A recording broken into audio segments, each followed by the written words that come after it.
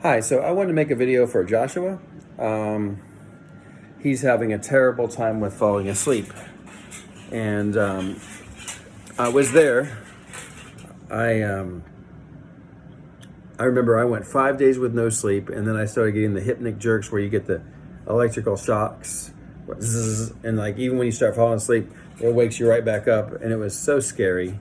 After that, I might get like 30 minutes, an hour, then zero. It was very, very little sleep for a month or more. And then it was still terrible for up to like 6 months. I would occasionally start getting 6 hours of sleep on a really, really good night, but it would be like I sleep for an hour, 30 minutes, an hour, like that, not like continuous. And that was like months into it. But I just felt like I was, dying. But I'm here and I'm okay now.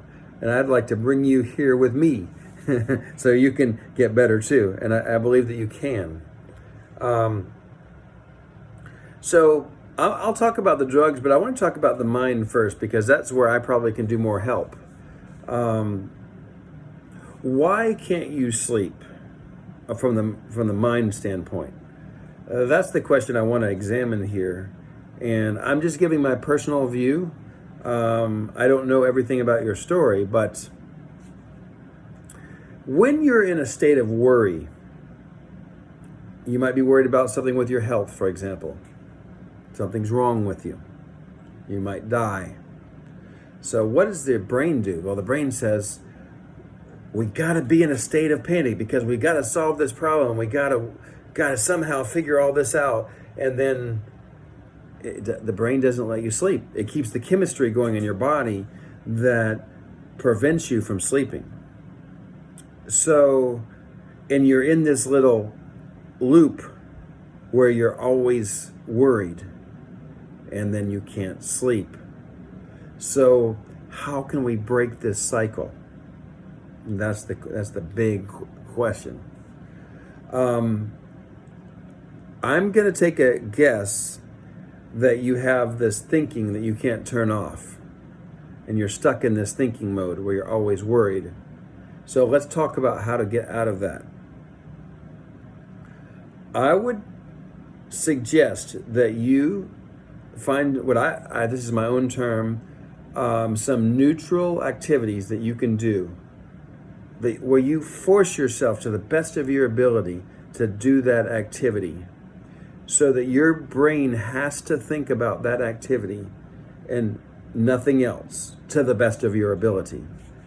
Because as you can do that, your brain will spend a little bit less time worrying and being in the state of panic. And the big one is sending out the wrong chemistry that's keeping you awake.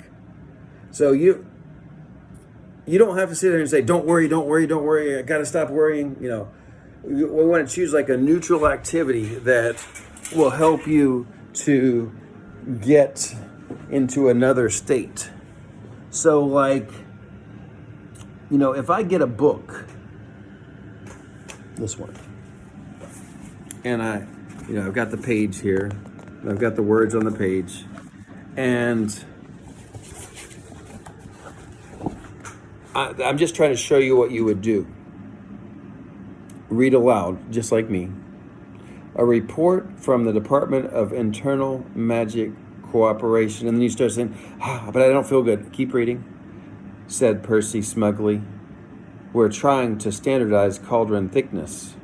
And then keep reading. You can read aloud. You can read not aloud. But keep reading that book. It doesn't have to be reading. It could be something else. But could you make yourself read for 15 minutes? And just, even if it's difficult, just keep reading. And I've done this many times. I don't know if you've seen this, but when I was not doing well, I found some pictures on the internet, and I copied them. And I also drew some of my own, but you can see some of the stuff I did. I got some pencils and pens. This is a funny one. And I did my best to copy. I wasn't very good at drawing, but you can see I got pretty good because I practiced a lot, you know. And this is exactly what you could be doing too. We have to, what I call these neutral activities that make you use your brain to do that activity can really start to pull you away from this anxious thinking. And I think the chances that you'll be able to fall asleep will increase. And things like reading can be really boring. And just keep reading, you know. I also would recommend learning a language where you sort of have to memorize something. Let's try this one on you now. This is Chinese. I like reading. 我喜欢读书. 我喜欢读书. And that's a sentence. I like. 我 is I. 喜欢 is like. 读 is read. And 书 is book. And it could be whatever language. But you get some simple sentences and you try to remember how that sentence, and then you get another sentence, and you can have a list of sentences, and you try to speak those sentences, and you might actually get pretty good at languages while you're sick like this, or drawing or reading. But what are you doing? You're rewiring your brain. You're getting into a neutral activity that's not that activity of being anxious. Because if you're like, don't be anxious, it doesn't work, or does it? You know that. And if you say, I want to sleep, just sleep. No, that doesn't work either, does it? So you've got to try to see if you can start getting your thoughts on some of these activities and just do it. Do it. You catch your, and then you start being anxious, thinking, I can't do it. No, go get the book, keep reading, keep drawing, keep learning the language, find some source of sentences, for the language. Keep doing it. Just get your thoughts on that other thing and keep doing it. This will start to rewire your brain, and you can start to get a little bit of a grip, a foothold, and from there you can take the next step. Get less anxious, sleep a little bit more, and you'll start being well on your way. So that's my thoughts for you. I'll talk briefly about the medication. I used to always say drugs, and he said, don't call it drugs, call it medication because it can help you. Magnesium can have a great calming effect. I would love for you to, maybe a little bit before the time you would sleep, make sure your bed's nice and comfortable, and you have your pillows arranged nicely. You'll get the room nice and dark. But before you do that, about an hour before, take some magnesium, that calm magnesium, and then also start reading or drawing or learning the language, but something that's a little bit boring, and just do that for a while. And if you lay there in bed and you're just still not falling asleep, you can get up for a few minutes. Don't torture yourself in bed. You can get up and then try reading again. The melatonin, it doesn't do that much, but if you like taking it, I think it's fine to take it at the same time. I did. And then there's another one that I used to take. You can research this. I'm not a doctor, so I don't want to claim that I am, but this one's kind of cool. I liked this one. Power to Sleep PM. At least it's natural, If you're getting where you're just not sleeping, I don't think the clozapam is going to be the permanent solution. You may need to get into one of those stronger sleep medications. Oh my God, I was so scared to take a stronger sleep medication. I thought, oh my God, it's going to knock me out, or I might die or something. No, it didn't even necessarily always make me fall asleep, but it got me to where I could sleep again. And This one's called Seroquel. I took this one. It's got another name too, Quetapin or something like that. And it's a heavier sleep medication. And I think they prescribe for me 50 milligrams, and I could take up to 100 if I wanted to, or 75.